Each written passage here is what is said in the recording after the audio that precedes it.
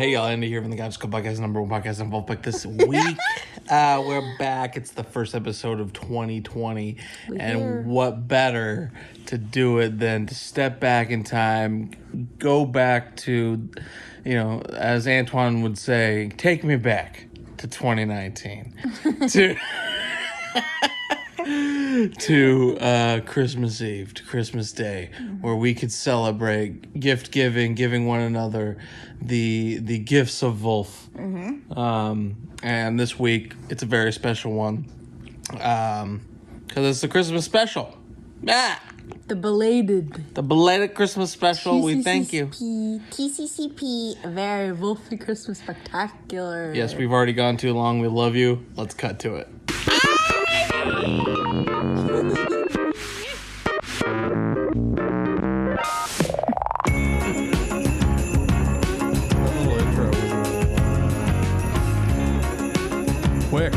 Quick for me.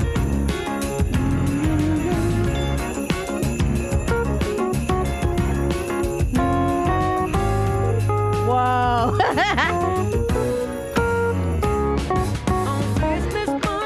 Santa. Balancing on that bass drum, my dude. Ah! He fell.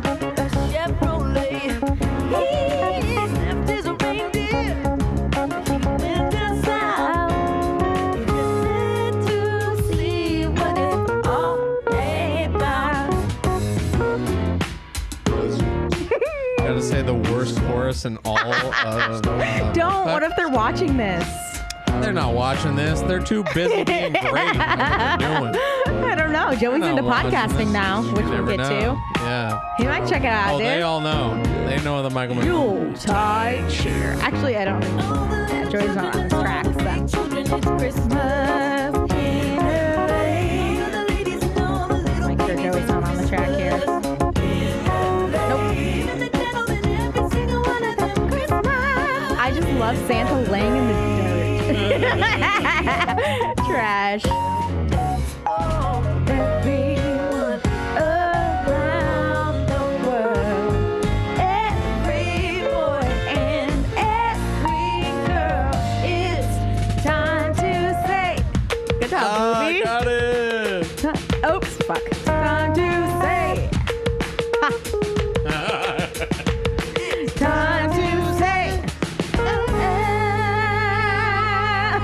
All the little children, all the big children, it's Christmas. All the ladies and all the little babies, they were singing in the room. And the gentlemen, every single one of them, Christmas.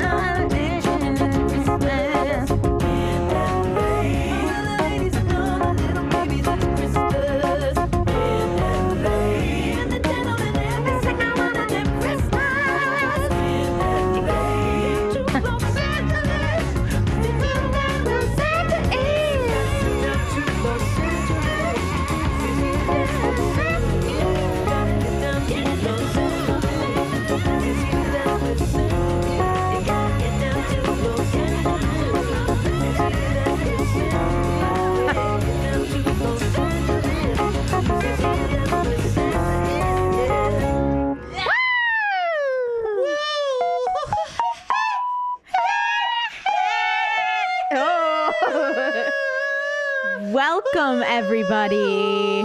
Welcome, everybody. Welcome, everybody, to the very Vulfy Christmas Spectacular. Ooh, I like the way you named that. This is our TCCP very Vulfy Christmas Special, and we are here 100%. Today after a little bit of a hiatus. Little bit of a hiatus.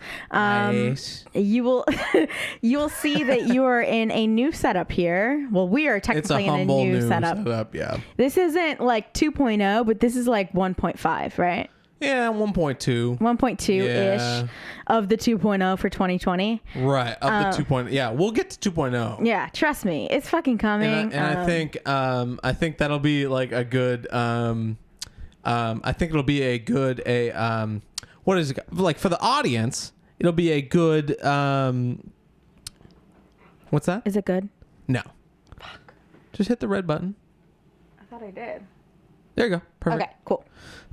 Sorry, new setup, guys. And I think for the TCCP audience, I think this kind of setup and the iterations of this kind of setup might be interesting. Will be interesting to the viewer in that what are they going to do next? They get to watch our progression too. Right. I'm wondering if all the people like how many different angles of Indy's stomach can I see in the podcast? Stop. Is it really stomachy right now? Well, I mean, it's a good, 20% of the frame? That's fine. Love that for you. But it's keys, stomach, Aquabats, Christmas, Love Indy, hat, art. Hell yeah, dude. So for the audio viewers and also for the video viewers, if you've noticed, we have 2 different angles now. We do. We have not invested in the cameras. That's coming next. Those are pretty penny, guys. And for a podcast that we don't make money off of... Those will come. It'll come. We had to pay rent first. We'll put it that way. Yeah, exactly. We got to pay rent first. And I got to pay off some credit cards first before I can take on another payment. Nah, I mean. Yeah. But it's the Conscious Club podcast. Welcome, everybody. It is a podcast about Vulfpeck. And it is the #1 podcast on Vulfpeck. Mm-hmm. We are purveyors of podcasting. We haven't recorded in like 3 months, so this may be a little rocky, but it's treasurers of talent, curators of controversy, creators of content, and purveyors of podcasting. It is the TCCP, and we are in Zone 2, even though it's 2020. That's right. And welcome, everybody. Thank you guys for coming. I know Danny Wood has been dying for some new content. I hope other people, too. It's just Danny Wood at the moment. Hey, no, not well, just that Danny Goodwin, he's coming in. Oh, true. He's we have actually, 2 Dannys on. We got 2 Dannys, and I think there is competition among the Dannys. Oh shit, dude. Because if you're the TCCP Danny, you better be the TCCP Danny, because we pick one Danny. You know what I mean? It can be that Danny Good. It can be that Danny. Danny Woodwood. You know what I mean? Good versus Woodwood. Yeah. Anyway, welcome, guys. It's a very Vulfy Christmas spectacular in February. It is Christmas in February in LA. It is.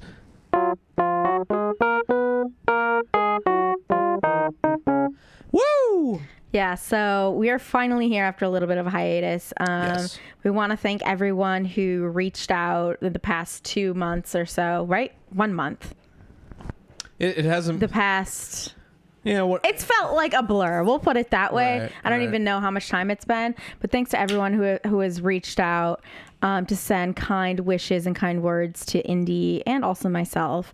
We love you guys so much, and we love that we are like building a little TCCP family, and we hope that it continues to grow. So right. I also want to throw shout outs to Tamberwolf, shout outs to Trisha Robertson, Sebi White, Usacree, Mr. Danny Wood. Shout outs to everybody. Leanne Katari probably doesn't watch this, but hey, if you do, comment below. Contribute to the Dannies. You know what I mean? But just want to say thank you for everybody. Thank you from the bottom of my heart for reaching out and when we've been going through a little tough time, but we're coming back full swing, and it's gonna be fun. I like this new setup, and I think it's fun, and I don't know how much longer I can keep this keyboard in my damn lap. Yeah, you can take it off in a bit. I mean, that was just our intro song. We don't have music for a long time. And people aren't here to listen to me. They want to see the full stomach too. I mean, that's why they're here, right? Oh, right. You're right. So we have so much to cover here today. You can kind of see it a little bit here in my frame, just barely. We have a Vulf nativity. Should I record? Should I press record on here? Yeah, we're ready. Okay, look at that, guys. Look at this. Now, this has been a freaking journey. I started this nativity back in, I think it was late November. Actually, I ordered the pieces and they came as plain wood. And then from there, I painted them. And we had this idea. When did we get the idea for Vulf nativity? It was around Christmas time, I think. No, it was way before Christmas. We were talking because about it this summer. We wanted it. We were for the planning show. it, Right, yeah. Right. So yeah, probably probably when we were doing the bank. Yeah. In October. Yeah. We had this idea to do obviously we wanted to do this Christmas show and we wanted to release it on Christmas. But we're doing a belated version right now. And this is the Vulf Nativity that I have been working on since late November, you guys. We have Mr. Corey Camel back here in his iconic maroon jeans and his striped top. We have Mr. Joe Dart on the Fender bass, on the signature Joe Fender bass here, in his signature Sonny's. Beautiful Look at that. art. Beautiful art. Look at that. Front and back. We have Mr. Theo frickin' Katzman in a denim robe, my dude. We have that denim cut off jacket robe here with Beautiful. the sticks, with the he has the necklace scruff. on. He has He's got the the scruff. necklace. He has his glasses. He has his signature stripes. We have the one, the only. Oops, The angel. I tipped over our The thing. Pentecostal child The himself. Pentecostal child himself, Mr. Antoine Stanley, the angel of Of the Vulfpeck Vulf, here, Yes. just sending us to heaven with those amazing vocals. Love it. We have Oh, we have the Vulf Records. Vulf Records. The baby. Can you hold it lower? A little bit lower. There we go. Perfect. We have the baby Jesus himself, which is Vulf Records, the creation. The creation that our fearless leader, the shepherd of greatness, A little bit lower. There. Perfect. helped shepherd into this universe. Beautiful. Here he is. He's so Mr. cute. Jack Stratton. You drew him very cute like. I love his face. It's very innocent. Oh, heck yeah. I had to do the no beard Jack because I feel like beard. that's the origin of Vulf is the no beard Jack Right. here. So I had to do a cute little Perfect. Jack. And then we have greatness, which he is shepherding He's the into this shepherd world. of greatness. Beautiful. Our little sheep greatness here. Beautiful. We have the Virgin Mary, a.k.a. Mr. Joey frickin' Bassick here. Joey Dassick. In his Laker robe His Laker jersey. robe. And we're recording this in the aftermath of Rip Kobe. Yeah. And you know, she had painted these a long time ago. In November. Yeah. But I told her today, you know, she was like, should I change it to 24? And I'm like, yeah, maybe. But also, I mentioned it could be an artistic rendition of the the classic Joey Dossick lyric, 22, 23, Baby Magic and Kareem. 22, 23. Yeah. Baby Magic, the 2 and the 3, if you didn't catch that emphasis. So Then we yeah. have over here Mr. Dean. Mr. Dean Ornish, Dr. my dude. Dean Ornish. Joseph. I think Joseph? this is who this character is. It's He's Joseph, I yeah, believe, because yeah. Virgin Mary and Joseph. Right, So right. he is he's the stepfather of Vulf Records right here. Yes. Dr. He is a Dean shepherd Ornish. of greatness as well. Another shepherd of greatness. And then we have over here, of course. Would you say Dean Ornish is the shepherd of the shepherd? No, he's the stepfather of Vulf Records of Baby Jesus, because he was the stepfather to Baby Jesus. Vulf. Yeah. Yeah. So we have here Mr. Woody the Goss. last but not the least, Mr. Woody frickin' Goss, bird watcher. Perfect. He has his little bird watching thingies on. He's straight up beautiful. chilling. He has his little glasses, and he's just over here With the rest of the gang. keeping his eye out for any birds that might be joining here in the manger. And was there an announcement you wanted to do on this? That will be for coming. what we want to do for this, or Yeah. should we let the audience kind of sit in that perfect Vulf scarce moment. Yeah, so there's a little Something scarce. will happen, but we won't tell you what. Yeah, there's a little scarcity coming, but we'll just say this: there'll be more to come on this on our Instagram if you follow us at the Conscious Club Podcast. Ooh, I love the way you Instagram. did that because Yeah. we do have lower thirds now. If you love that below the screen there, yeah, at the Conscious Club Podcast on Instagram, it's at Senorita Toria and the beautiful host here. I'm actually not that anymore. That's another announcement. Another announcement. It's I not am Senorita. no X longer that out. X that Senorita out. Toria. It's at victoriasmagic.art. Yeah. Dart. Ha! Dart. So, yeah, I wanted to change it because that was my original Instagram handle. And you know what? It's 2020. It's a new decade. My Instagram is, if you follow me, primarily art because I'm an artist. So I wanted to go down that vein. So, yeah. So That vein, yo. that vein, yeah. Did you stop filming on the iPhone? Sweet. All right, so we're gonna go into now why we're all freaking here, dude. You see the sweatshirt. Ooh. We're here to talk about a very Vulfy Christmas on our very Yes. Vulfy Christmas special. Mr. Woody Goss blessed us this holiday season with an amazing release of this vinyl, which is right here. Pick it up. Yeah. I don't want to because I the don't want candles. it'll burn. It's in the shot. It's in the shot. Yeah. Sure, yeah. So I got the vinyl and Indy got the sweatshirt. I'm wearing a sweatshirt because it's a little too toasty for him to wear right now. It's 84 degrees today in February. Off in that. But an amazing thing happened. The vinyl sold out really quickly after being released by Woody. And this was his first really big release on his own since he's been with Vulfpeck. Other than, of course, we loved his single that he came out with, the Stilt. Oh, the Black Winged Stilt. Yeah, that's an amazing song. But Single, this is like his first, album that he's released on his own as an up and coming trio artist and trio composer here. Right. And this is an amazing thing. It's amazing, and also too, I think, based on his,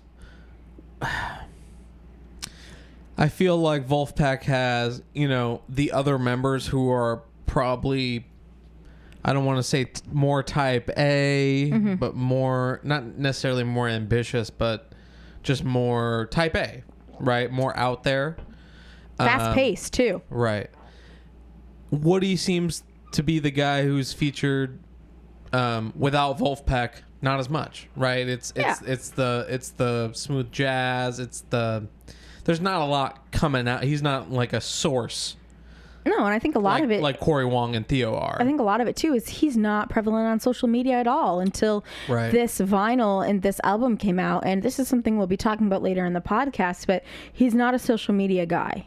Right. And that's part of it. It's definitely part of it. And I think it definitely works towards him not being so out there all the time. We don't know what kind of a guy he is other than his interviews. And you kind of have to really decipher that. But I think that his scarce model works. That he's not... I don't want to even call it a scarce model because it's more of... He's just overly cautious, overly careful. According to his interview from... the Third Story podcast? Is that what he was on? Yeah, and we'll be talking about that later, actually. Right. So... judging from what he was saying in that podcast, he's a very muted person because Jack and Theo's G-ratedness, right? Yeah. Their Disney-ness, for lack of a better term.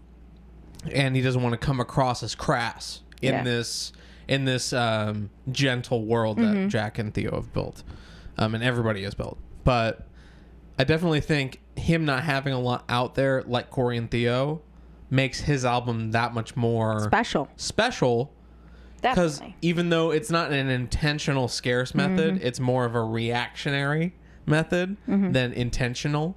I think that it still works towards him because it's cute, it's nice, it's fun, it's light. I put on 1 for 1 on this album. It fits the lore all the time. It fits the lore, but it's also Woody because it's like it's a trio. and it's like it's a different format, and it was all composed by him, and so it's very woody, but it also fits the Vulf lore, and it's just very special. Yeah, and you know, it's a little, I can tell. Whoa, $100. Well, this is the eBay one that I was going to talk about. Yeah, this was posted up on eBay right after it came out here. Interesting. And the shipping was $28 too. So that's almost $130 here. People were selling off because there's so few of them. These on eBay. Right. Yeah. And that scarce model, man. It doesn't not work. It doesn't not work. It works. You can't help but work. And I think this Vulf Nativity, them being one of these being made, I think it'll be an interesting way we can promote engagement with our show and with Vulfpeck. Mm-hmm. And it's one of a kind. One of a kind. It's a one and done thing, and it's done, and it's a snapshot in time. Yeah. You know, and so is the Woody Goss Trio. And also, I want to mention that it's Vulf music without the Jack influence. The Jack perspective, because it's from Woody's perspective. The Jack leadership is void here. Yeah. But that doesn't take away anything from the music at all.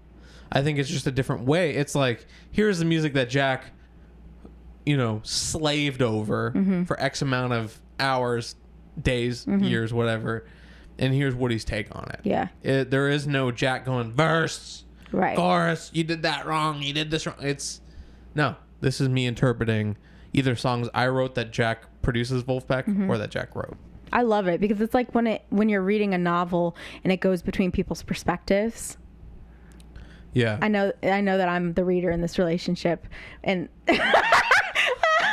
but it's like, you know, when it's read, bro. But street signs. But it switches from people's perspectives in the same book, and they're in the same story, but it switches to the other person's perspective in the story.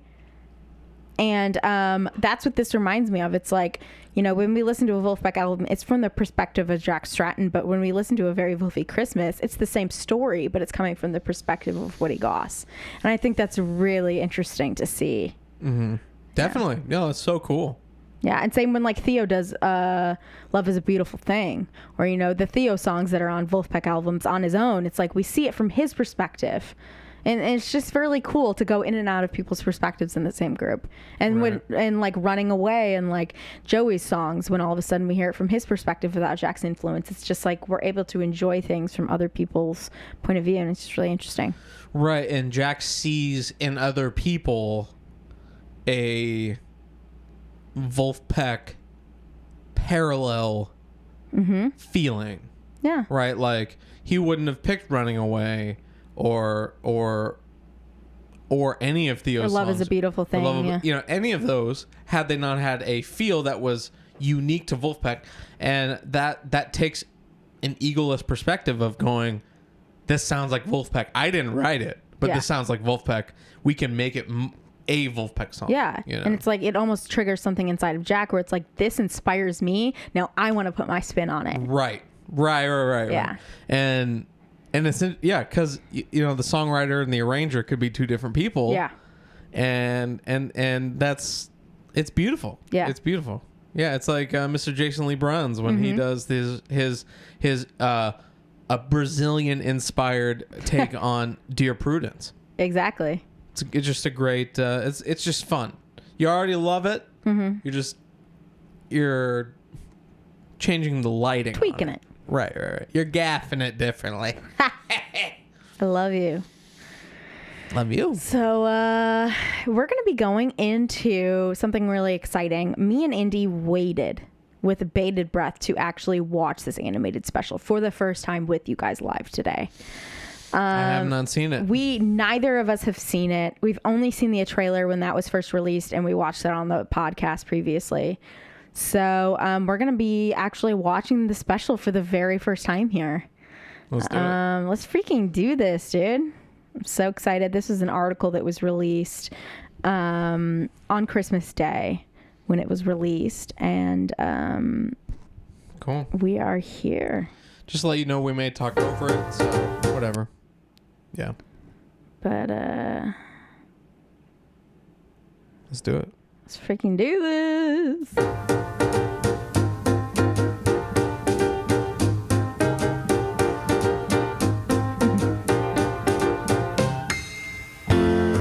Oh my God, it's like the birdies.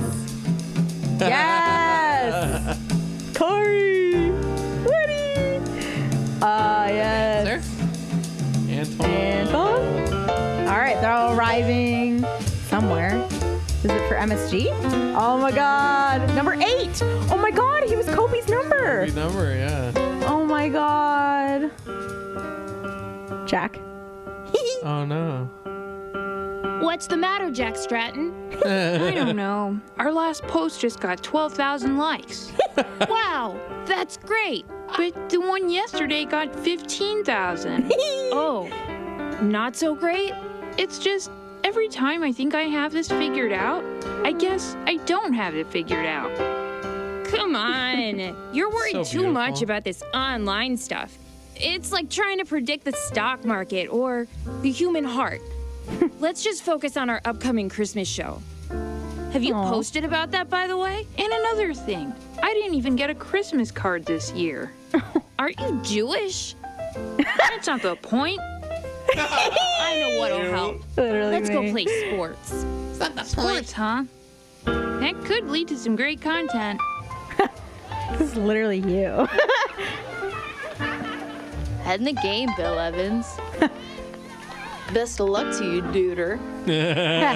Focus. You got this. Just like Charlie Brown. Back. I feel like I'm 31 years old. Bro, I caught one. Nice. Look at me. Can you believe it? What are you doing? Wait, is that Antoine doing This his is own Los voice? Angeles. I don't That's think so. fake snow you're eating. That's fake snow. Tori Wong. So cute. I think you have a customer. Why, hello. I've been expecting you. Now state your query. I don't know. That's okay. Why don't we start with your preferred payment method? Oh, jeez. Do you accept Bitcoin? Although I do miss the sound of real coins. Clink, clink, jingle, jingle. But I'm in my pocket. In my back pocket. Okay, well, here you go. Great. Now, what seems to be troubling your love dumb little it. brain, Jack Stratton? Lately, all I can think about is social media. It's like I see the world in likes, dislikes, upvotes. This is so I'm losing my accurate to my grip. life. This isn't why I got into low-volume funk music. We have this big Christmas show coming up. Literally The is. band's counting on me to build hype. I haven't even started. I see, I see. In the algorithms, 2:40 p.m. on a Tuesday, I feel so out of touch. I'm hearing you, Jack Stratton, and I think I know what will help. Now pick a card. Okay. Oh, the Tower of Power. That means you're gonna get food poisoning. Or wait, no, you're gonna fall in love. Aw. What? Or maybe That's what it says? no, but hey, you're in a funk band. Sometimes you're gonna be in a funk. Gee, thanks, Christine. Oh, Christine. calm down, No, Jack you're good, you're Stratton. good. I'm pointing at the You know, audience. you're obviously addicted. I recommend you quit cold turkey. Just delete the apps from your phone. That should do the trick. Now hold still. I'm going to do some energy work on you. Oh my God. Hey, where are you going? Jack. Maybe Christine is right. Maybe what I need is to make a clean cut from the web. I don't need Instagram, or my bank account, or my mom's phone number. Wow, I feel different already. Woody, is that you? Quiet. Observe. The Bernard birdie in nuptial plumage. Resplendent. Bernard Birdie. Bernard Wow, Birdie. Woody, you really have it figured out. The trees, the fresh air, the dirt. That's what I've been missing. I've been living my Bernard life trapped in Birdie. a silicon prison. A silicon Screens prison? for walls. I need to get back to the present moment, to the IRL. I don't need you anymore. Now, I return to the Great You? Mother. This is your hands. The Great Mother. What if he comes Curious. back nude? Re-fricking splendent.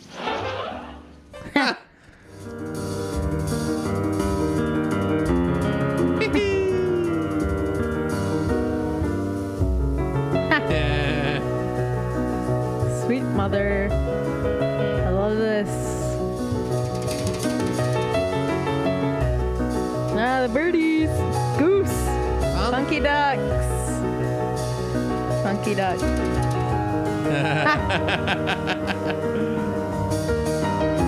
Love it. Octopus. Oh, that's the octopus sweatshirt. Oh, no wonder. Everything makes sense. Fountain. Jack, is that you? I've been looking for you. That's the interview Hi, girl. Allegra. I'm on Yeah, to Allegra. something big. Great. I was just wondering if we could chat. Just you and I? Do you have a second? Yeah, sure. I'd love to catch up.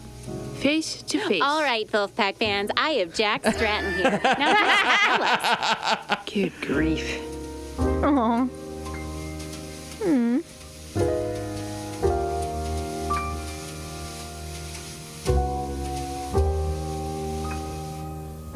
So cool.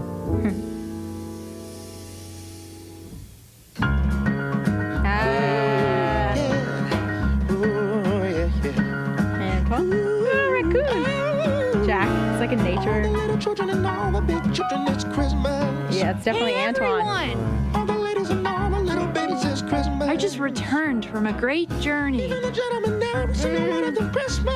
I deleted our T. Facebook account. David T. You what? You what? Do not worry. Everything is so clear now. What about our fans? Yes. This will help them too. You see, I'm bringing us back to the present moment. Literally Jack, you. This We've been Jack meaning is to talk you. to you about this. How are you planning on promoting the Christmas show? Yeah, no one even knows about it. Corey. Trust me, I've got a plan. Is this going to be another Sleepify? Are you gonna do a TED Talk? Or a viral cat video. Like cats playing Vulfpeck. Catpeck. No. We're not going to use the internet at all. Oh, But then how will people know about the show? We're going to do it the old-fashioned way. flyers? With flyers. Yes. Flyers? Fearless Like the flyers. Fearless Flyers? No, silly, with these. Whoa, we're playing at the garden? That's awesome. Right. Whoa, radical. Jack. Radical. You've done it again. Yeah, now let's get to work.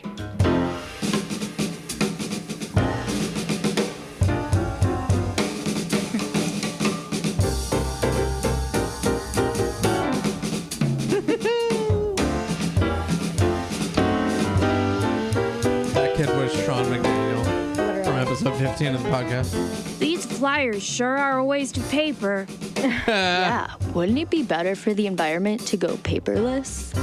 You mean like use the internet? What? What was that? Nothing. Madison Square Garden. Madison's Square Garden. Cute. What is this place, Jack? Yeah, you didn't tell us we'd be playing at a real garden. It's perfect. Garden. I present to you the great outdoors. It's perfect, all right. Except for one problem. No one showed up. Oh my God, Santa with no Santa. legs. Where am I supposed to plug in my Only had amp? one leg. There's no electricity. And how am I to power my modular synthesis units? People are still filtering in.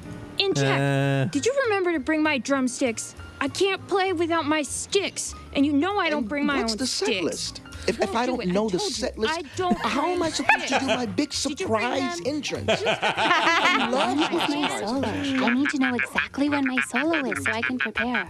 The flyer idea was a bust. Bro, do you even respect trees? I'll go check on those drumsticks now. Is that a curb moment? Do you even respect Do you, Great. do you respect That'll we wood? do. Come on, everyone. Let's just go home. Christmas is canceled this year. Hold on. Everybody, listen up. I'm shook. I think I know where Jack is coming from. You see, long ago, before there was any internet, people would share information with animals. I'm talking about messenger pigeons, the Pony Express, and reindeer in Alaska. Jack thought that by connecting with the animal spirits in nature, he could tap into their powers. But when Heinrich Hertz experimented... Heinrich Hertz. What's Mom? It's Vulfpeck. And that's why you should never leave home without proof of dental insurance. Oh, hello, little girl. Wow, it's really you. You're my favorite pet. I love Back Pocket and Walkies. Are you Walkies? Well, unfortunately, we don't have any electricity to power our big speakers. Oh, that's too bad. Now hold on. I'm sure. What's your name? My name is Betsy. I'm sure Betsy will be able to hear us even without electricity. What do you say, band? Yeah, let's do it. All right. Now everyone, follow my lead.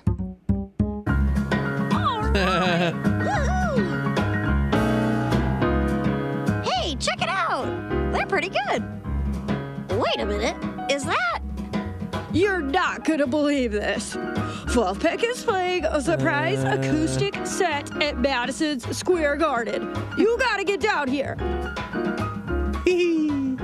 What am I gonna do? I let everyone down. Aw. Bernard Birdie, what are you doing here? My old phone? What's going on? Wait a minute. This is happening right now. That's my band. I gotta get back. Allegra. Us. You did it, Jack Stratton. Your idea worked. It's a non-denominational holiday miracle. I guess you're right. I suppose that's one good thing you can say for the internet. For all its negativity, it can still bring us together. After all, we wouldn't be the band we are today if we weren't able to connect so directly with our fans. And isn't that what Christmas and low-volume funk music are all about? I believe it was John Wooden that once said... John I already gave Wooden! the speech. That's my desktop background. Yeah.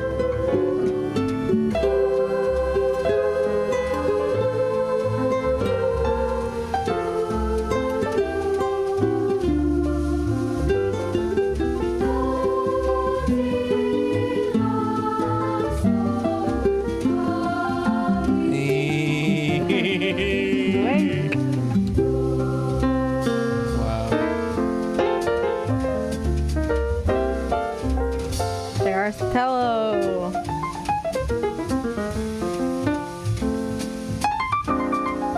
The Gosses himself and Pinky. Betsy Bernard is Betsy. Iris Betsy Bernard. Is that his wife's name? I'm trying to remember. Maybe it's his granddaughter.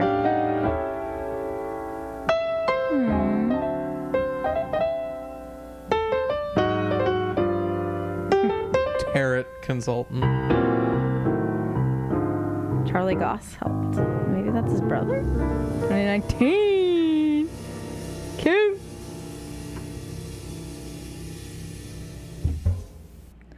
Oh my gosh, that was so cute. I have to say that made my day fully. Like, Yeah.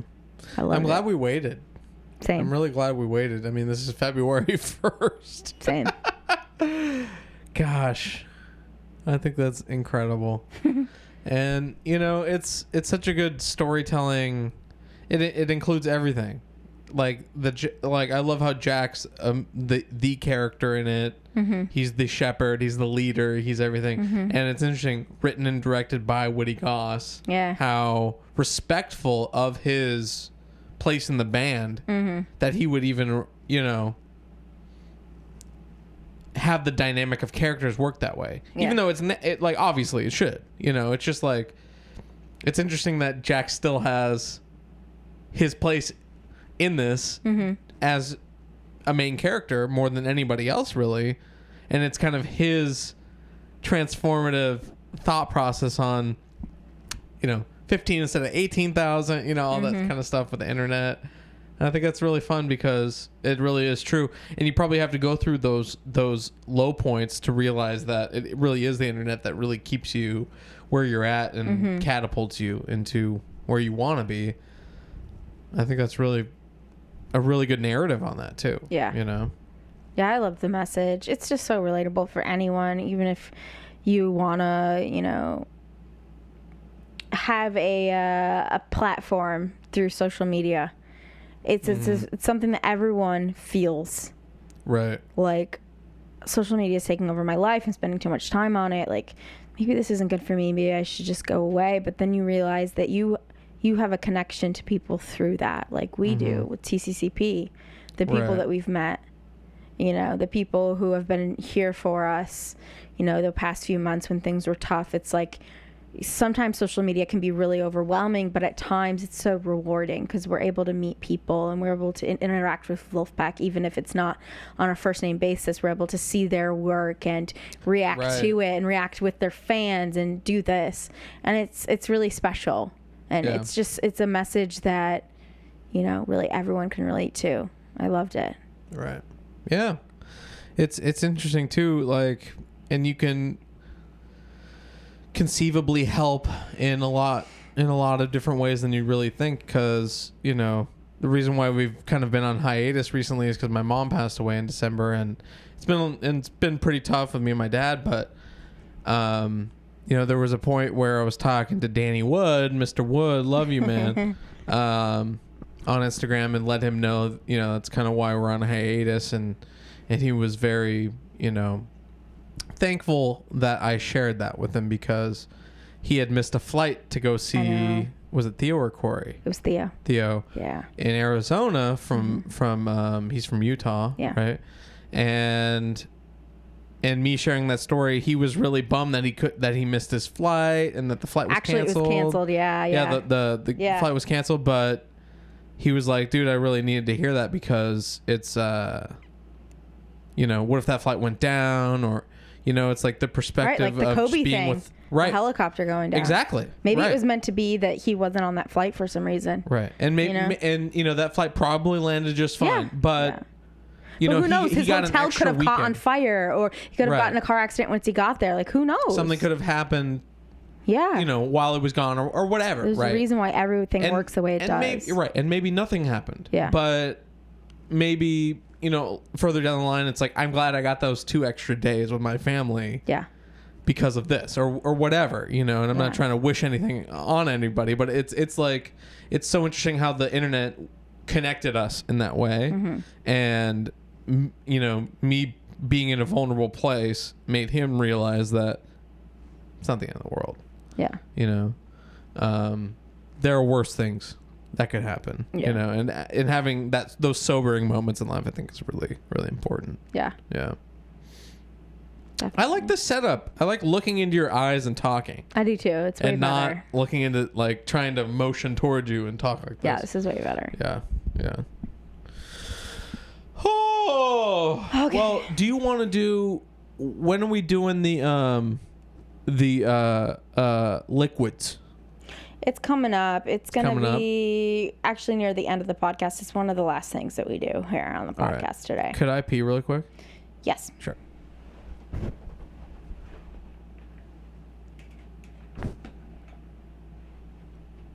Will you bring me a protein bar when you come? Sure. Go slow. Go.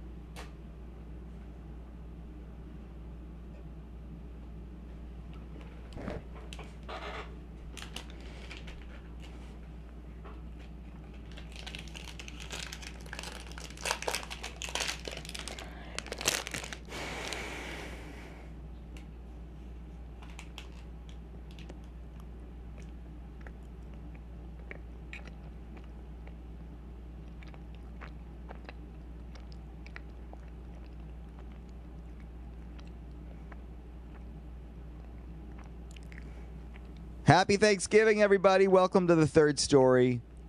I'm your host, Leo Sidran, coming to you from an you Jewish? Why you Jewish? I had a bar. Okay. Yeah, it used to be.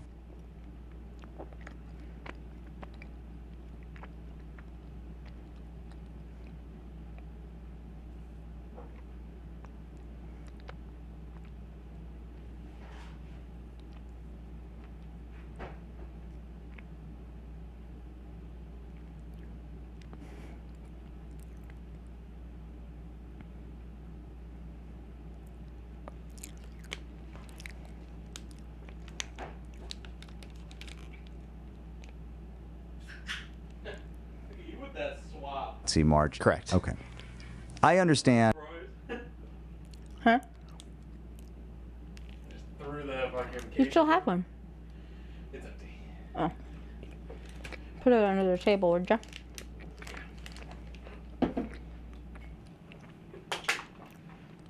What side is the proper side to click on? This area is right click. Okay.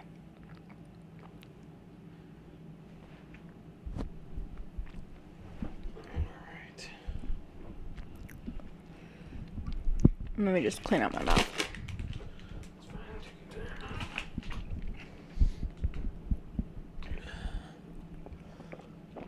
There still, and then I just need you on this camera.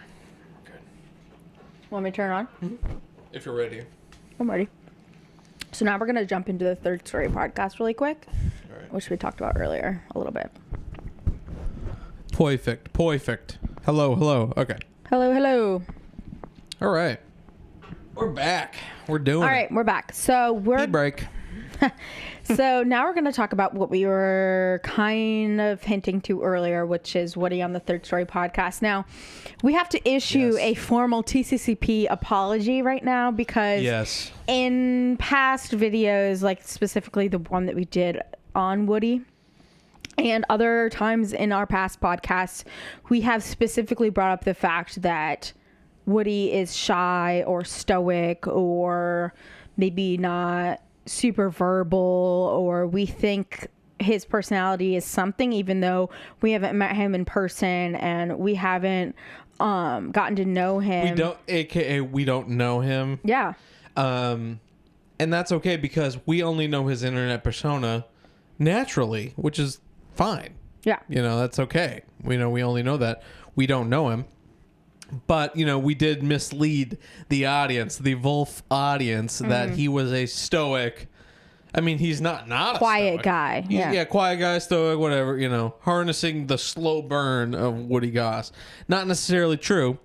It's only true in the sphere that, if you listen to the Third Story podcast with Woody Goss, which we're going to now in a second. Which we're going to now in a couple seconds. He, mentions that he's not like that. Yeah. And that he's often fearful of what he might come across as in the Vulf context, which I would too. If Jack and Theo were the kind of orators of kind of the the Disney-esque QC.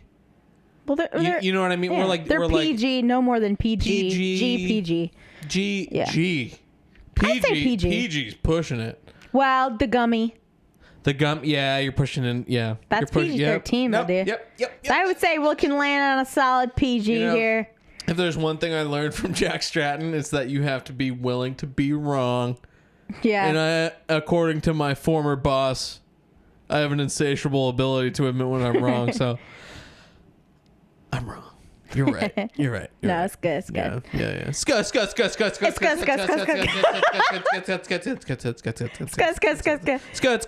Okay, they're gonna leave.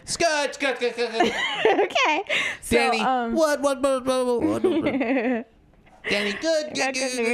Okay, we're done. Okay.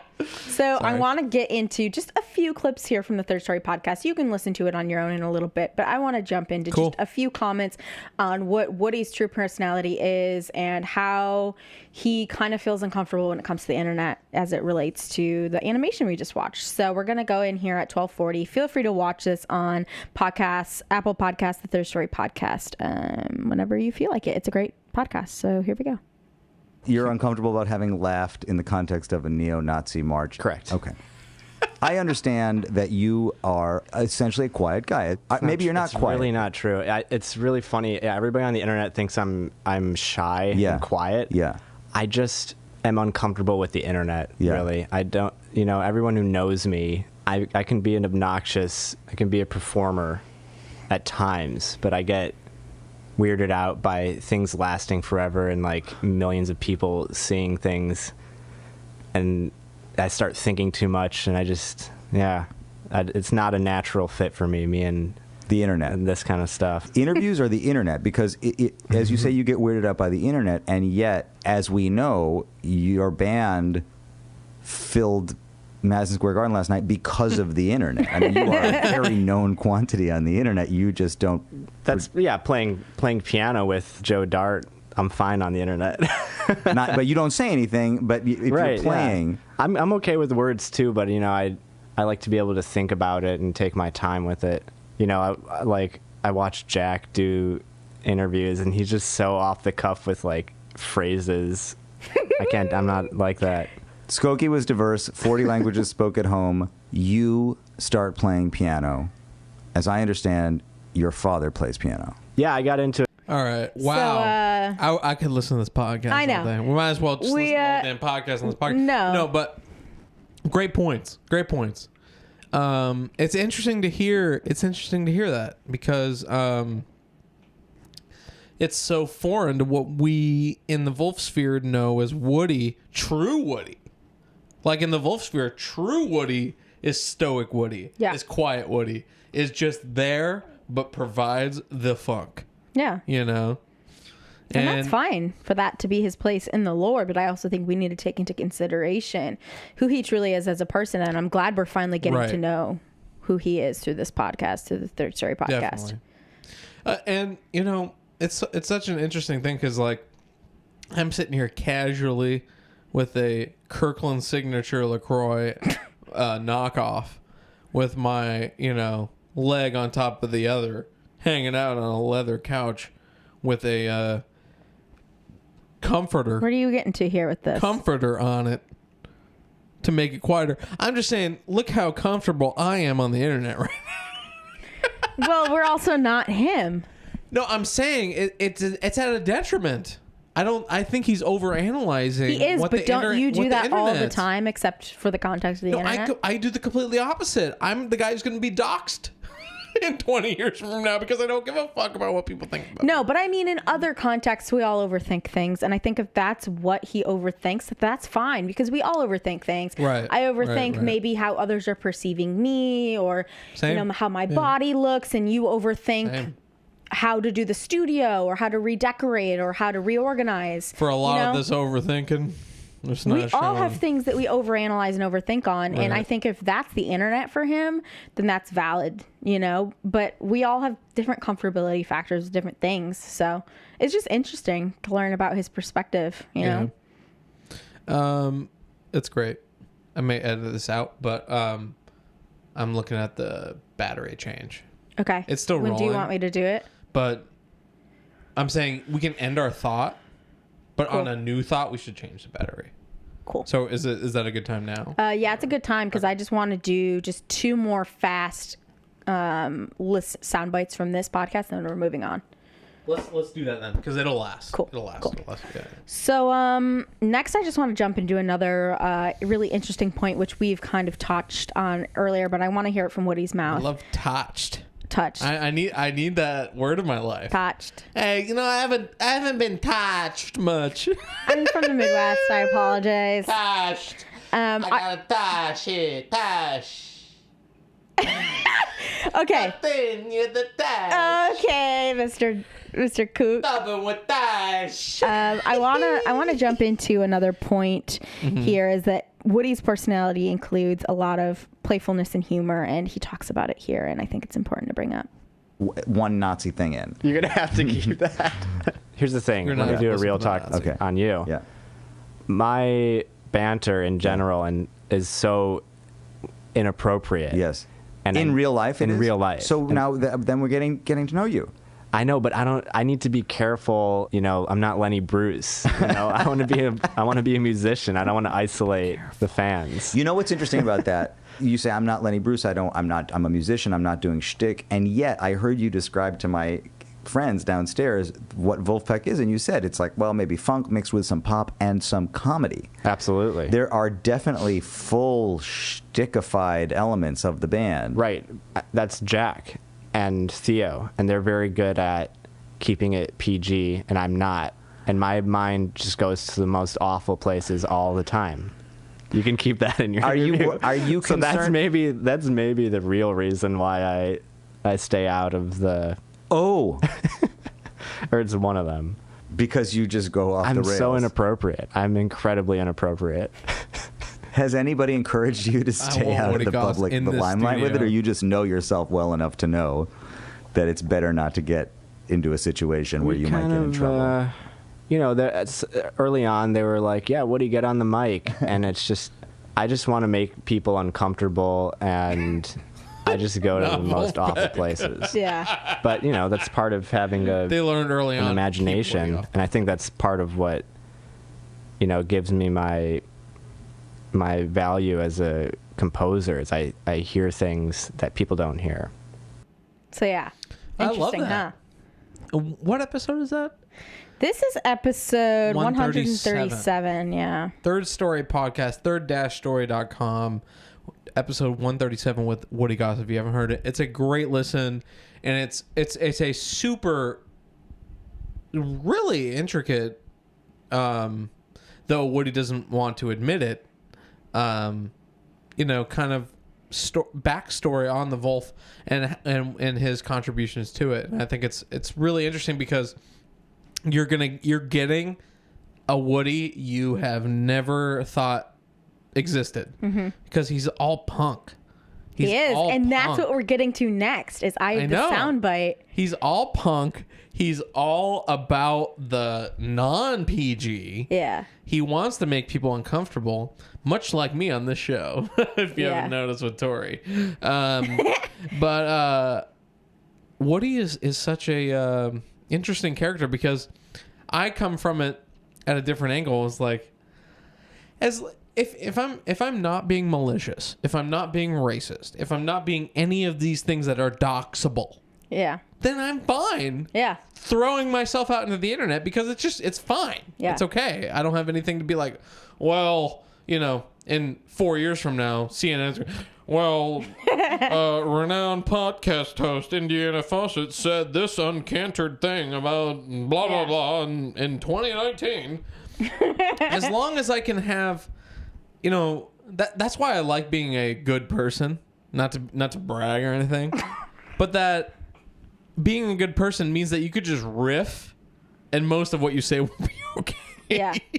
Because you're well intentioned. Yeah. I don't know. That's kind of my take on it. Yeah. But Woody Goss. Love the Goss. We have his last sound clip here of something else we didn't know about Woody until we listened to this. He has a punk rock grunge past, and he's about to dive into it here. We're just going to listen to it real quick.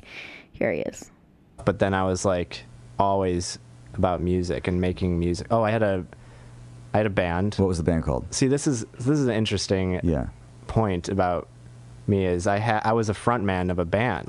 See, I'm not really that shy, but when the internet came along, we were right before people started videotaping things, and it was a total freak out band. I would just like do very strange things and get in people's faces and try to challenge them and play some really psychedelic, often funky music with, you know, the best rhythm players I could find. Was there some connection with the Detroit scene? I mean, when you're in Ann Arbor. So that's just a little clip there of another thing that we didn't know about Woody, and I'm so glad he went on this freaking podcast, because like we're finally getting to know his personality and his past, and I'm just so interested to learn more about him if he's willing to share more with us. We welcome him with open arms as the rest of the Vulf clan does. I will welcome Woody on, but he does not get editing privileges. Over here. That's Leo got to edit his. because he says a lot of stuff. He's like, well, you can edit this out if you want to, or you can do this with the edit, because he's like, backseat editing Woody in this podcast, and he doesn't take any of it out. Kind of live for it. Good. Anyways. And also, he's cautious on absolutely nothing. I know. Nobody's gonna get him on being pro-Nazi. That can't. Even if you took snippets of that thing and you listen to it as a pro-Nazi sentiment, you'd be that's Woody Goss. That's not pro-Nazi. Yeah, and also he's Jewish. He even says that on the podcast. That's why it's funny to him, because he is Jewish. So he does say a lot of, Anyways. He's overly cautious, and I understand I that. get it. It's 2020. People are fucking And sensitive it's as interesting shit. because he's probably 4-ish years older than us. So maybe maybe they're even more out of, for lack of a better term, out of touch with internet culture, like my brother would be. True. Because he doesn't really kind of understand the meme. Well, no, Jack. The pulse of it. I'm saying True. Woody. I'm saying Jack does. I'm saying maybe Woody doesn't fully understand how okay things can be without going over the line, right? Maybe he's too overly cautious because for somebody like me, if you're fine, you're not being negative, you're not being malicious, you're not being mean in any way, throw yourself out there. People will resonate with it and they'll want to watch. Like we got a guy with kids watching this show. Right. Guy's got things to do. And he watches this show. You know what I mean? Anyway, we're going to go change the battery real quick. We're going to be back. We have a Joey update. We have a quick Vulf date. We have the fact that we're going to be doing an MSG Reacts in the future. We have an 8th Street inspired eggnog tier list, and we have some notable mentions. So we'll be right back. We'll be right back to the Gudges Club podcast. All right, guys, we are back. We are prepped and primed here. Prepped and primed, to y'all. go into our eggnog tier list soon. As you see, we have all the nogs here. The nogs, dude. Getting ready to nog it up. We got external nogs on deck. Heck yeah. Oh, dude, we got the silk. We got the Almond Breeze. We got that coconut milk. We got Southern Comfort. Southern Comfort. Target. We got this going on. I just want to hit a few updates and announcements before we get to the eggnog tier list, because so much has happened since the last time we spoke to you guys. First of all, Joey Dosick has jumped into the podcast arena. Yes, we are now the number 2 Vulfpeck adjacent podcast. Well, related. We're the number 2 Vulfpeck podcast. Yeah. Yes, number 1, number 2 Vulfpeck podcast, to align ourselves with a Jackism live on stage from the TED Talks. We got the number 1, number 2 man. Mm-hmm. It's the number 1, number 2 podcast in the Vulf sphere. Yep. It is the Conscious Club podcast. Thank you, Tori. So, I just want to show the fact that he now has a podcast that is being posted on his Joey Dosick YouTube channel here. Right. And go check it out. And I think already we've seen a little bit of a slump in their production based on how episode 1 went. You know, it's interesting. I did see a post on Instagram of Joey, but I think it was another one where it was I forgot who it was. It was some person on Twitter, but it was like he reposted it. Shout out to all the people who thought podcasting was easy, and then realized that it's not. It ain't, y'all. We went through some fights this morning just trying to get this thing together. Oh, for sure. So it isn't without some stress, but I think once it's going, it's fun. You know, once everything's rolling, all that's left is just hanging out and having good conversation. Yeah, I think it's fine. So we'll see if Joey and Julian Allen continue with this. They posted this December 3rd here. Right. Kobe was still alive. Great music video that they did. And everyone go subscribe to their updates just in case, you know. If you haven't already, go to michaelmcbolton.com. You can subscribe to their updates. They have links to their music video and the Lakerstown song. And yeah, pretty cool stuff. Yep. Episode 1 is up now. You got to do the same. And we're coming quick with a domain, y'all. Don't worry about it. We're coming quick. I do. However long Daniel can help us out with that. Hey, leave Daniel alone.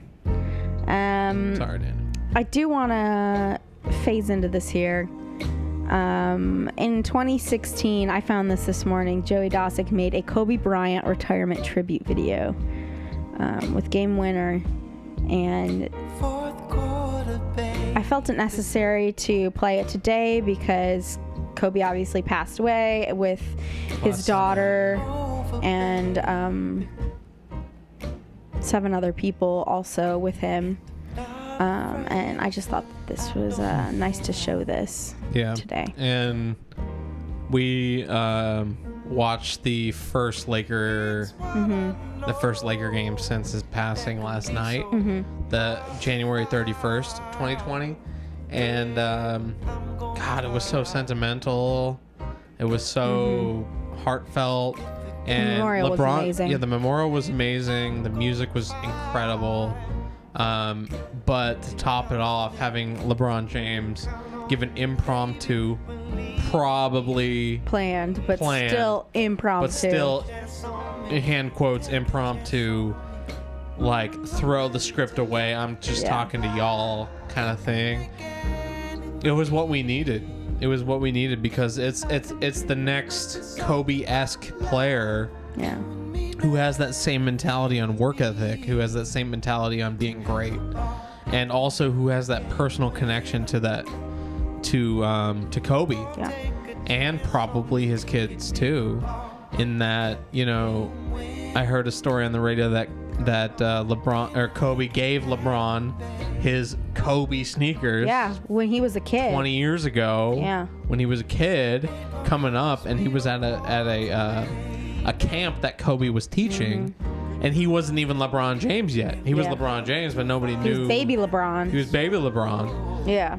And to have just that personal moment with him, and for even to him to even acknowledge him at all, I think it's the epitome of game recognized game. You know, there's certain people that you see and recognize as putting in the effort, and those who don't.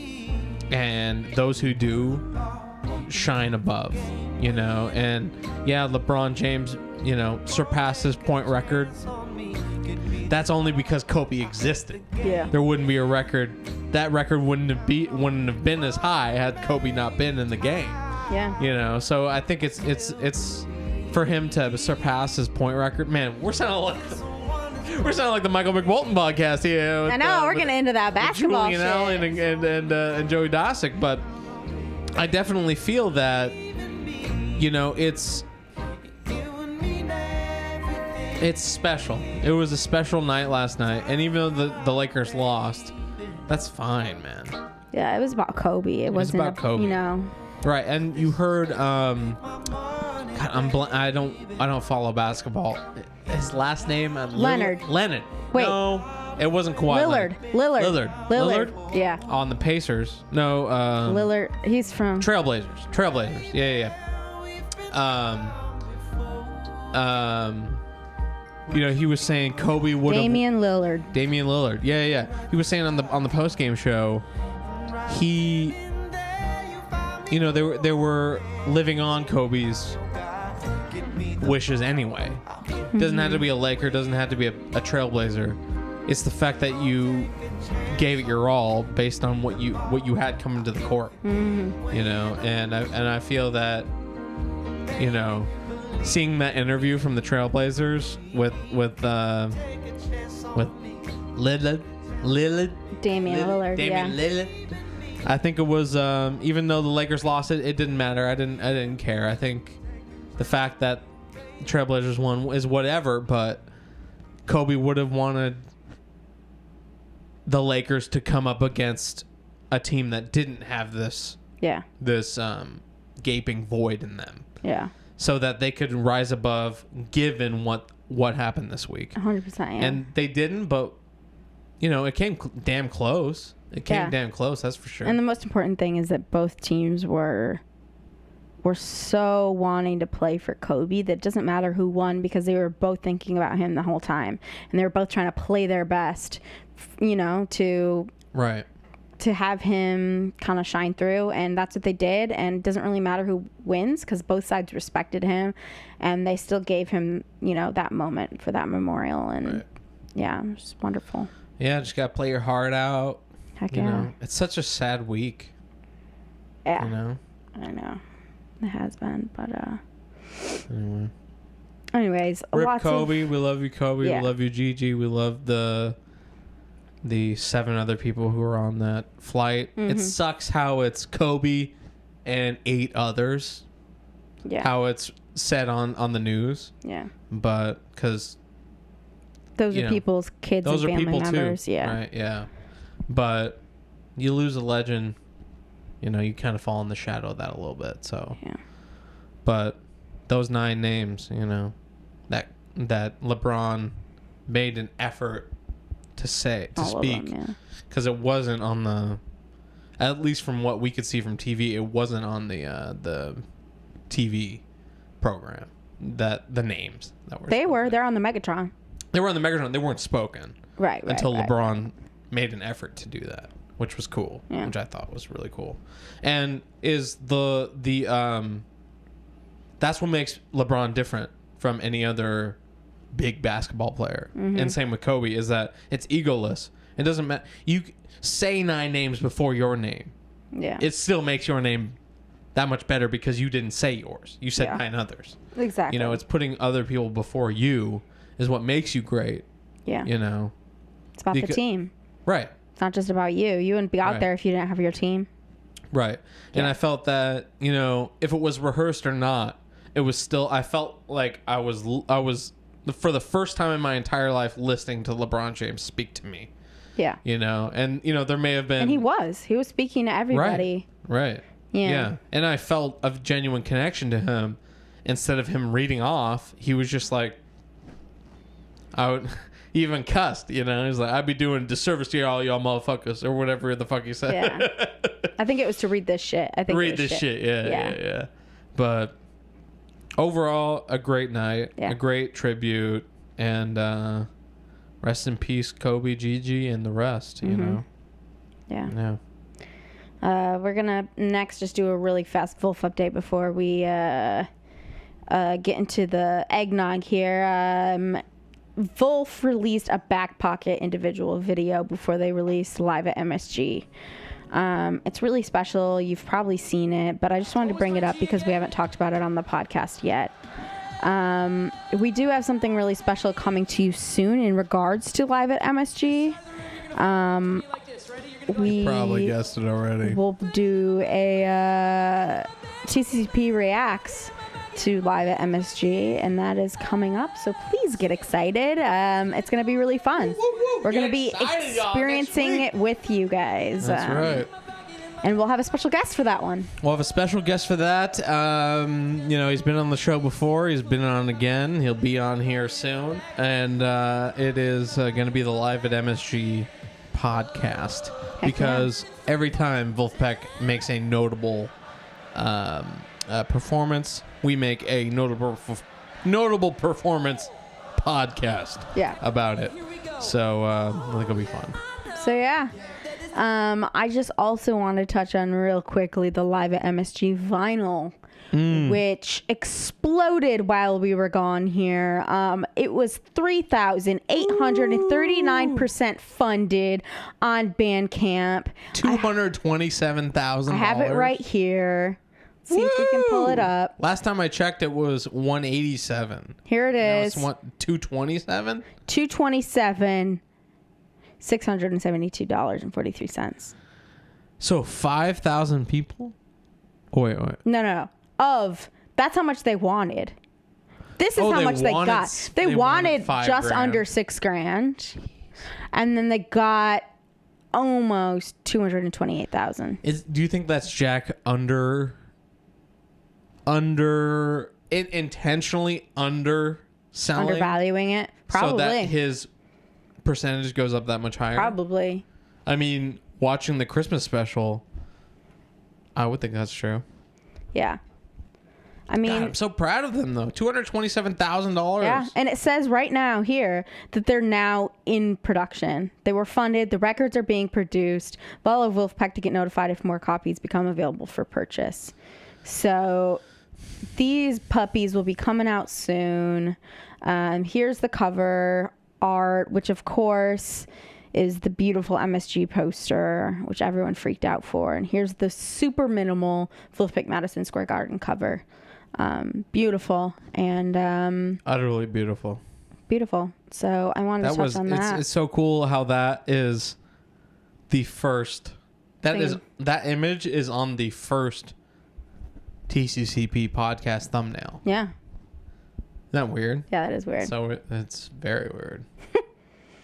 But so yeah, tons of stuff has been happening with Vulf and Jack. Drink for every y'all. How I Met Your Mother reference. So next we're gonna be running into the best part of this podcast, which is going to be the H3 inspired eggnog tier list. We are so excited. I'm so excited, and I'm also blessed that you said it's H3 inspired. Mm-hmm. It is. Because we, here at TCCP, we leave the ego at the doormat where it belongs. Yeah, that's what you have to do. In any time an ego is detected in this studio, it is quickly expunged. Because there ain't nothing good with ego. Nah. There ain't nothing good with ego. Let me say that one more time. There ain't nothing good with ego.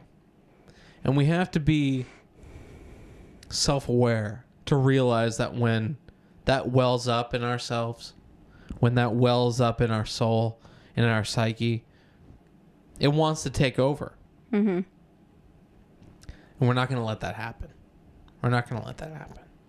I've been in bands before where ego is just, you could cut it with a fucking butter knife. You know what I mean? And ego will do you no good in this life. I'm saying. Nah. Confidence will. If you practice and you're confident, that'll be okay. But humbleness will also take you Humbleness far away. will take you farther than ego.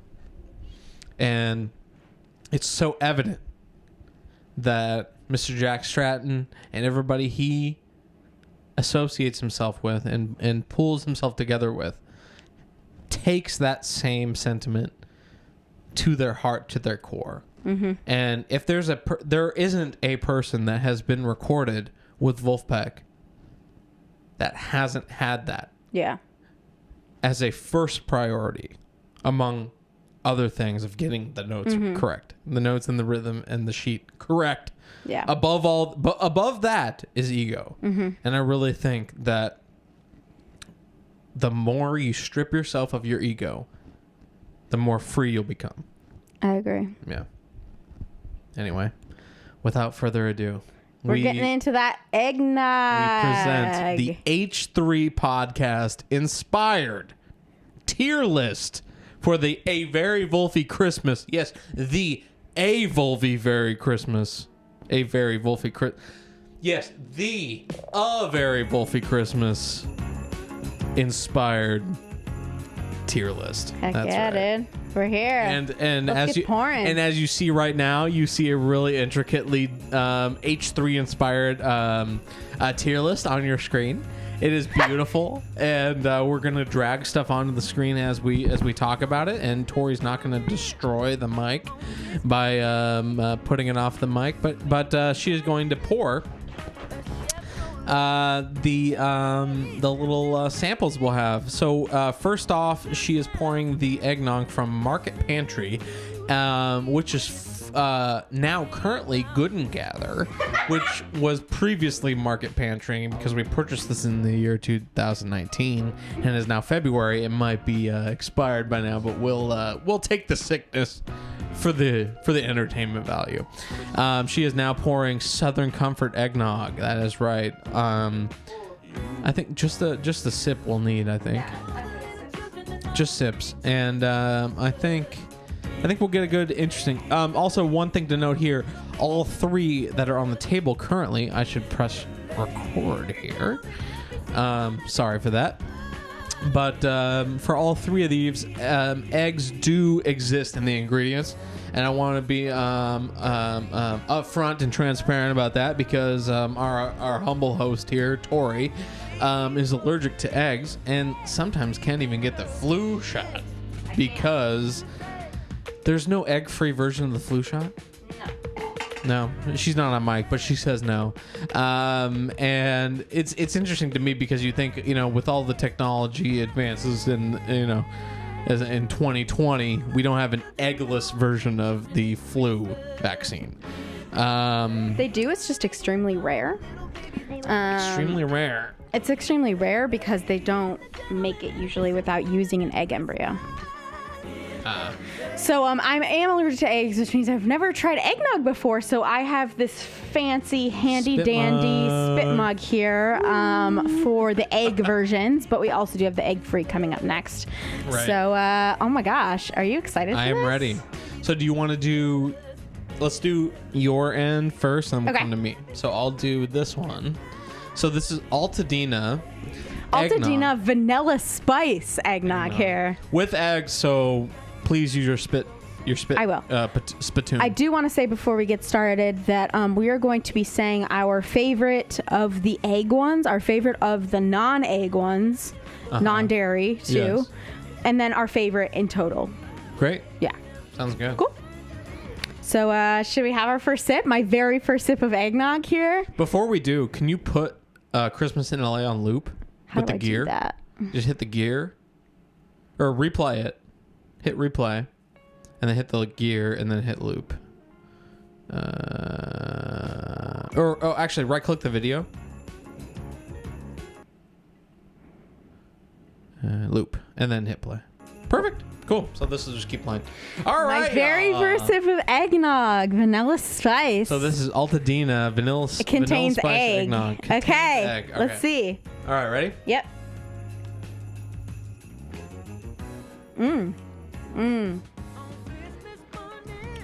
It's very creamy.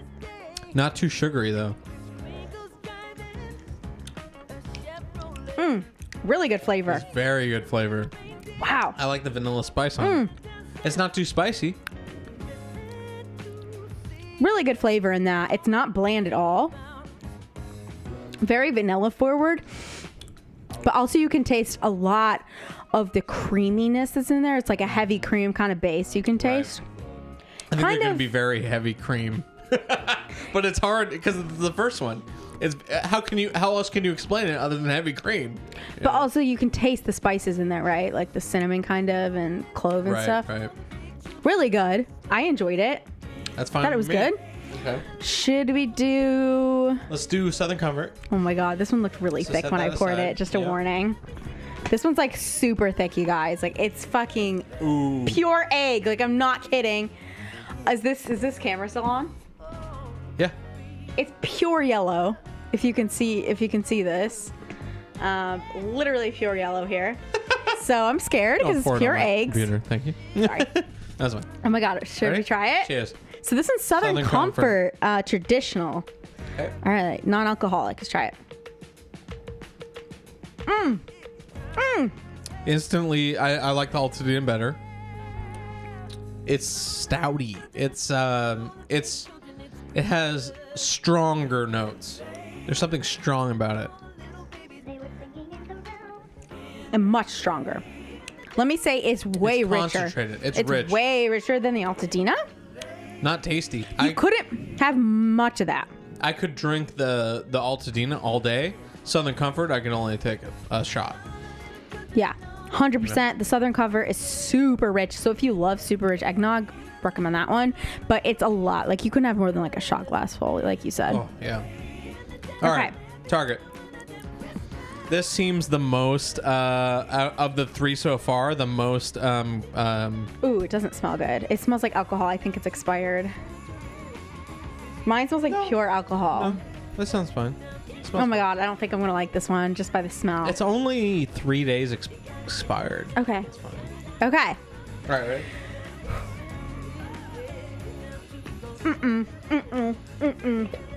Yeah. I don't like that. Oh my god. Oh my god, I hate that. Oh my god. It's not bad. It hasn't gone bad. It's just bad. Oh my god. Their mixture is Oh my way god. messed up. Yeah. Oh my god, you guys. Oh my god. Oh my god. Okay, so I'm allergic to eggs, and that tasted like pure eggs. egg mixed with like rubbing alcohol. That was. Oh my god. Oh my god. It's still in my mouth. Oh my god. It tastes like scrambled eggs. Oh my god. Oh my god.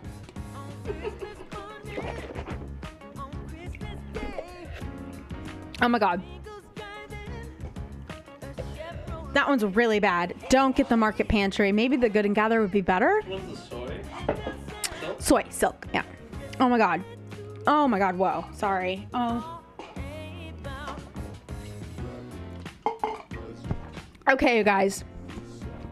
Next Christmas, don't you dare get the Market Pantry. It's not good. Maybe the Good and Gather would be better, or maybe that's expired, but it's only 3 days past due. Yeah. You guys, it's not good. Do not get that Market Pantry. I'm shook, but like Altadena fucking did that. Came through. I have to say, oh my god, that one looks nasty. It looks watery as It's hell. so watery. The soy one. Oh my god, he's pouring these, by the way. It's, oh my god, whoa. I have to say, Market Pantry was a straight fail for that one. Whoa. Wow. I had to actually wash my mouth out with a seltzer water to get through that one. No bueno. So I can drink these ones, right? Yeah, no egg. Cool. All right, Indy's just about done pouring. All right. We're gonna go into our eggless ones now. Should we decide our favorite of those 3 egg ones? Yes, my favorite of the eggs is the Altadena, of course. 1000% I agree. 100%. 1000% I agree. Best flavor. It's not too rich like the Southern Comfort, and then Market Pantry was a straight up fail. Straight up fail. It was not good. Do not do the Market Pan. I mean, that one was no bueno. So. No bueno. Okay. And we'll do this camera, and then we're good. Okay. So, next in line is the Oh my God. Coconut Holiday Nog. Okay, so this one is dairy-free and egg-free Holiday Nog limited edition. What's your smell? This is made of soy milk or Coconut no. milk. Coconut milk. Okay. Smells It good. smells I see real vanilla bean in it, just like the Southern Comfort one. Are you ready?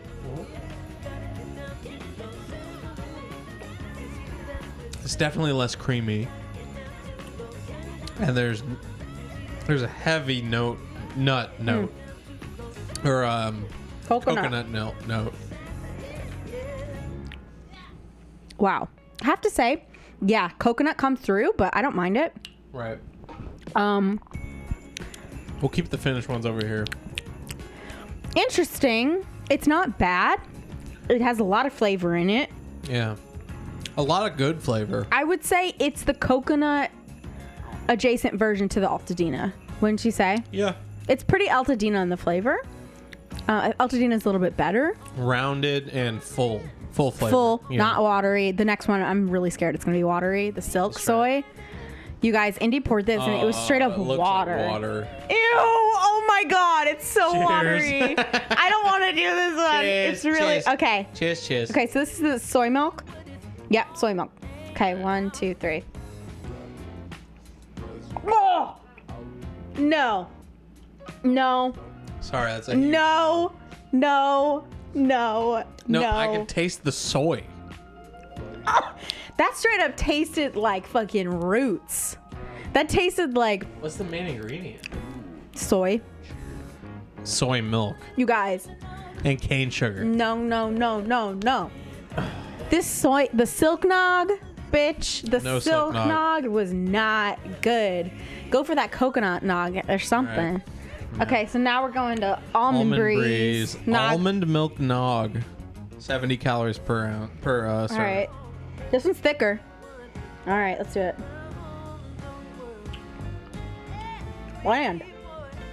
Bland, Bland, but it also kind of tastes like plastic. Oh my god, it does. That's the almond milk. That's the almond milk. It That tastes like plasticky plastic. flavor is almond milk. Okay, no. Gotta say, fucking so delicious, dude. So delicious. Slammed that. Coconut nog. I gotta say, if you don't hate coconut, because there's a slight coconut flavor, Right. 100%, if you're egg free or dairy free, do the Soy Delicious dairy free coconut holiday nog. That one, I have to it's say, so rich. Altadena adjacent. Altadena adjacent faux show. Okay, let's move these fuckers to the front, dude. Okay. So the first one, Altadena. For sure. Then, if you're egg free, dairy free, Then coconut Silk milk Nog, holiday nog. or then coconut nog, and then I'd say Southern Comfort, right? Southern, the taste. yeah. And then I would go Almond Breeze, Wait, which one is that? Oh, almond. Yeah. and then Target, And then Target, and then Silk. For sure, dude. Yeah. Silk. If you're fucking Dude, out Silk? there, Silk. If you're fucking out there, your shit is watery as fuck. You need to step up your eggnog game. Put in some That's faux Put in some show, thickeners. no? Put in some xanthan gum up in that bee. Put up some fucking carrageenine in that bitch. I don't give a fuck. Dude, put That- in some of that jackfruit. You know what I mean? Listen to that.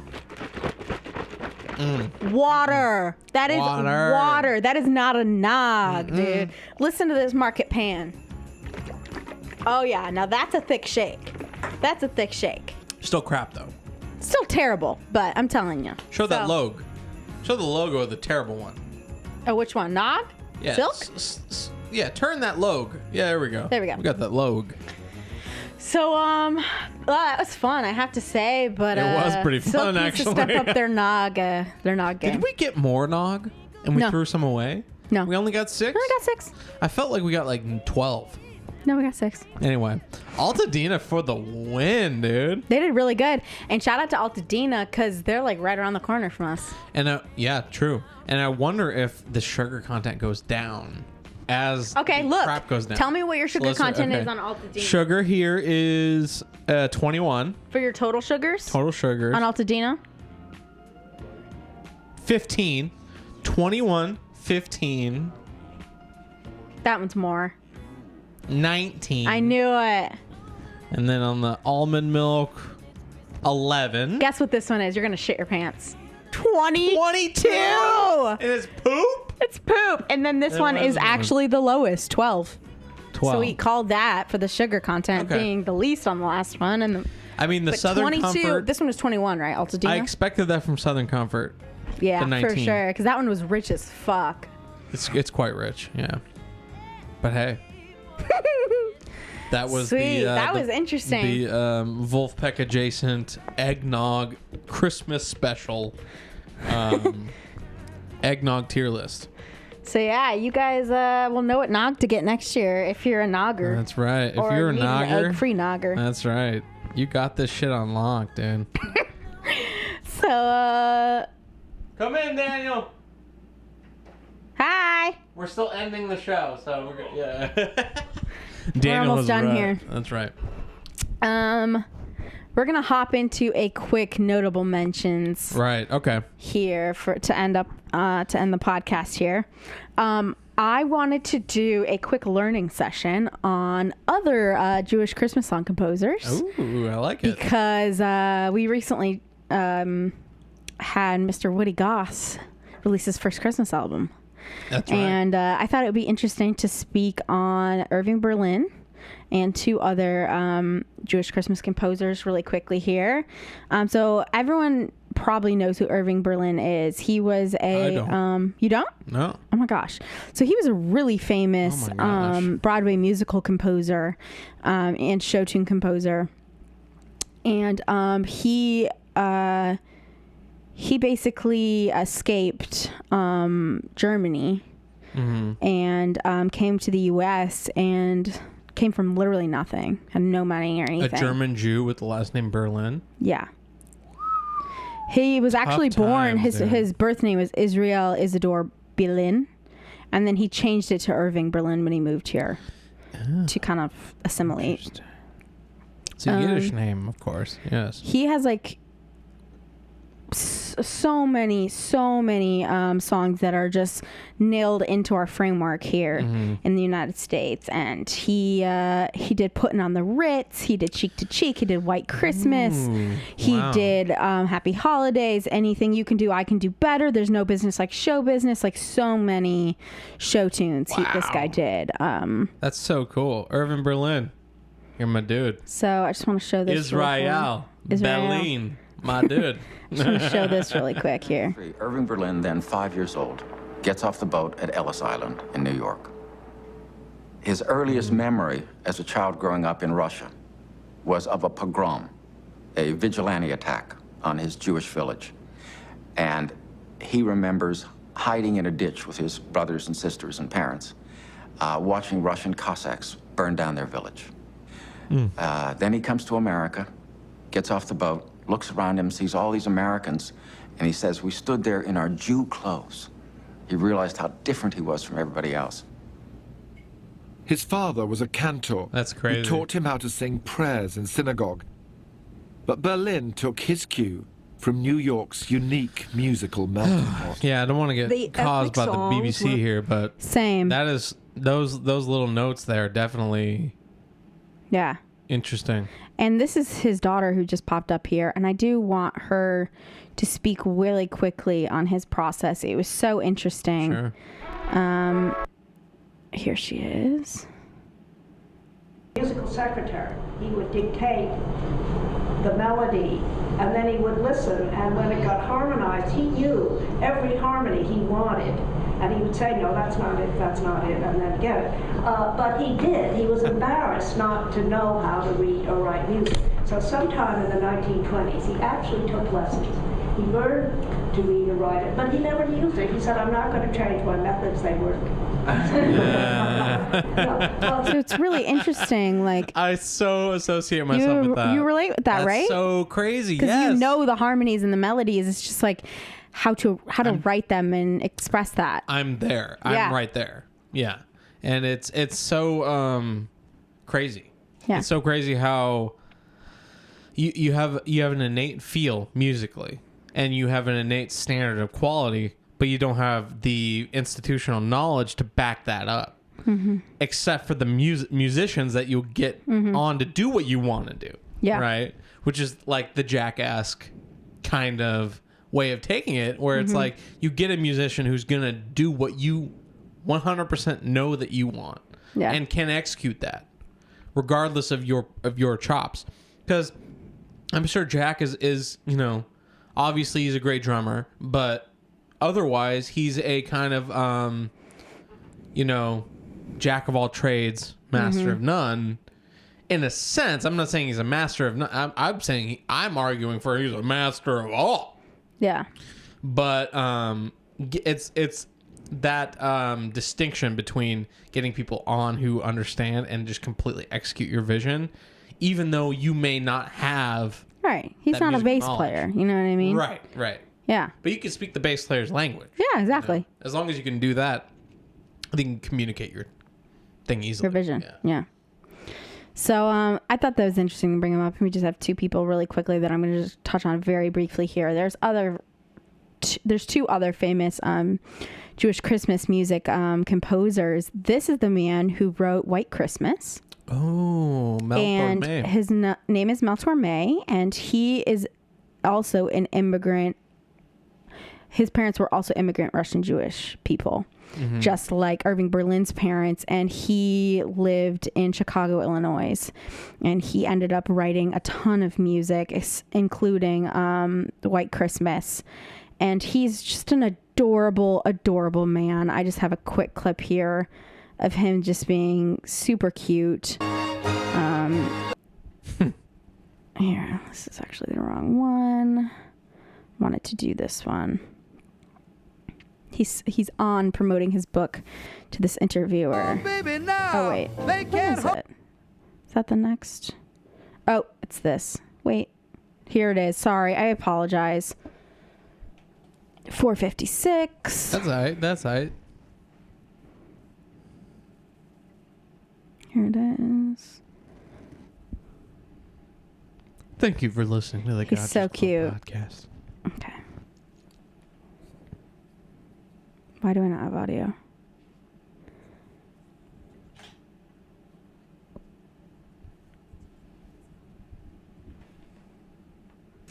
Could you tap this plug-in, which is the first plug-in there? Maybe it's... There you go. I heard something. Could you just wiggle it? Maybe?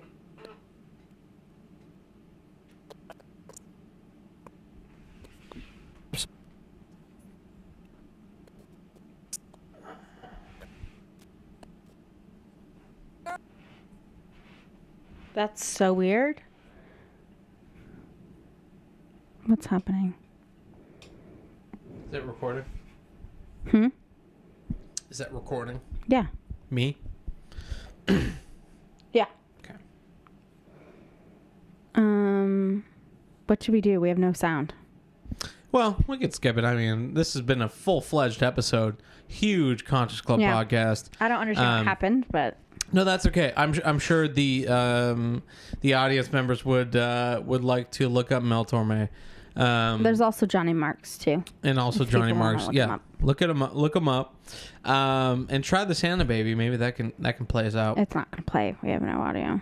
If you just take out. All right, let's start. Who for Bigman? Maybe that video was messed up somehow. But anyway, it is the Conscious Club podcast, the number one podcast on Vulfpeck. Well, maybe the number one, number two podcast on Vulfpeck now that Michael McBolton exists. And we thank you so much for tuning in today. And Danny Wood, we love you. Danny Good, we love you. Tamber Wolf, we love you. Everybody on the Instagrams, on the Facebooks, on the YouTubes, we love you all. It is the Conscious Club podcast. And then, Tori, is there anything else you would like to add? My Instagram is Victoria's Magic Art. Victoria's Magic. Victoria's Magic Art. Victoria's Magic Dart. Yes, it is VICTORIASMAGIC.art. Mm-hmm. And also follow us on Instagram for an update on the Nativity. Vulf Native. Yep. Vulf Nativity. The Conscious Club podcast. Yeah. It is the Christmas special of the Conscious Club podcast. We love you guys so much. Thank you so much for joining us. And we will catch you next time. Bye.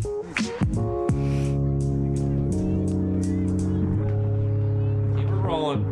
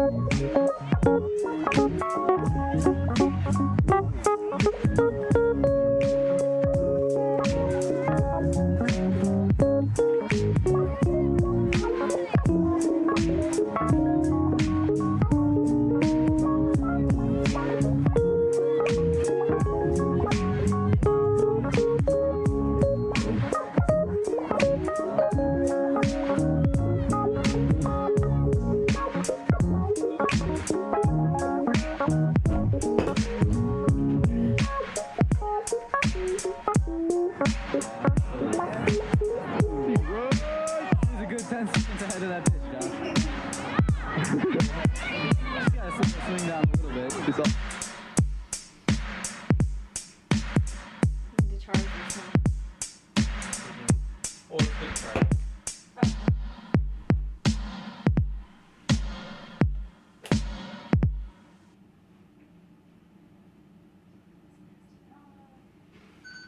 Hey everybody, Indy here, and thanks for watching the Conscious Club podcast. Please be advised that this is a fan-made podcast. Even though we would love nothing more, we are not associated with Vulfpeck, Vulf Records LLC, Vulf Productions Inc, or any associated acts tied to the greater Vulf umbrella.